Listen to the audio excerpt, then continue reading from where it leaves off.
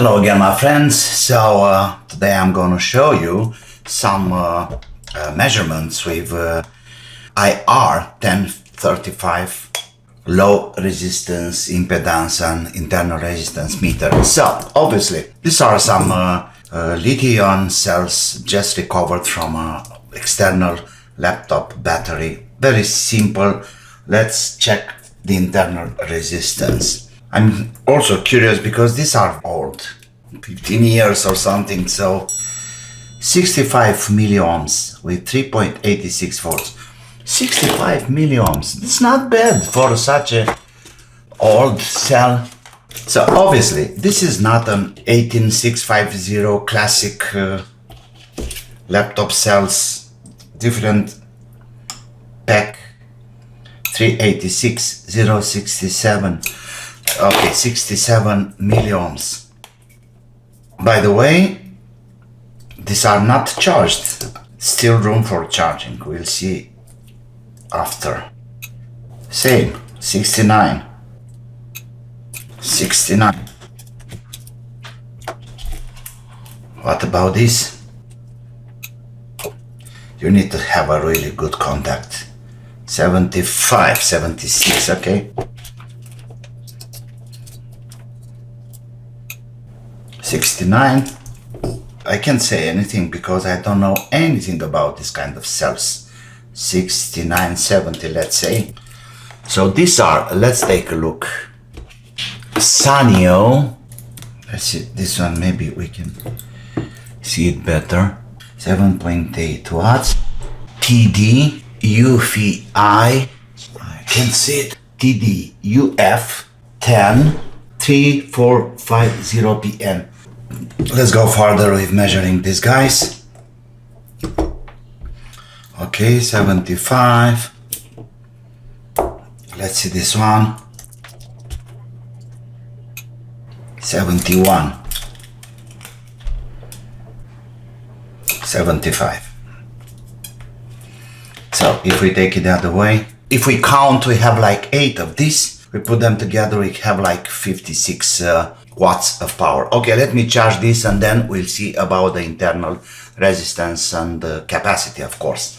In the meantime, let me show you something. Because some people said this machine it's only for 18650 cells. Look here, this is a nickel metal hydride cell, and we can measure this as well. 0.46, you see there? 46 milliamps. Okay, what about a normal classic battery? Okay, this is a small 12 volts or something. Yeah, 12 volts battery. So this is an alkaline battery. Okay, can we measure that? Of course we can. 12 ohms, 17 ohms, of course. Because these are special batteries, inside are some kind of 6, I think it's 6 cells or something, 14.2. You can easily measure with this guy any kind of batteries, you know, cell, lead acid car batteries, any kind. So it's not strictly lithium or any lithium batteries. You can do whatever. You can do your own shunts, you know, for measuring amps, current. You can do your own cables, power cables, for loudspeakers, let's say, and so on. Okay, we'll charge this and then we'll talk about later. Okay, 1 hour later, and my charger showed me that the cell it's charged. 629 milliamps pushed into the cell. Probably it was already charged a little bit, so now we can check the internal resistance on this kind of cell fully charged. Let's see if any difference. 67 milliohms, and this one was like 71. Well, kind of better. Well, one less test to do. Let me discharge these guys, and then I have an idea about the real capacity of the cell. Let's discharge with, I'm not sure. Okay, then I can cycle this for a while, but we can do a very simple mathematic here. So the cell is advertised like 7 point, how much? 7.8 watts. If we divide 7.8 by, let's say 3.7, we have like 2 amps. You see, I want to find out the discharge current. Okay, so we can properly discharge this guy. I don't want to push it too much, but 1.5 amps, that should be okay. Let's see how much capacity is left on these old cells. Okay, so now let me have a discharge cycle.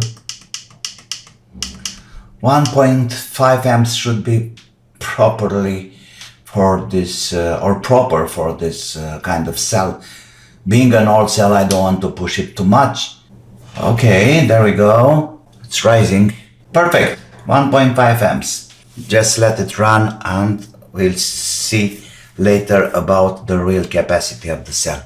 You see here I found some information about this kind of cells. So they are rated to 1.8 amps. Beautiful.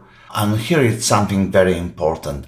Internal resistance less than 100 milliohms at 1 kilohertz. Of course, this one is sending 1 kilohertz into the batteries and or cells, and then doing the measurement.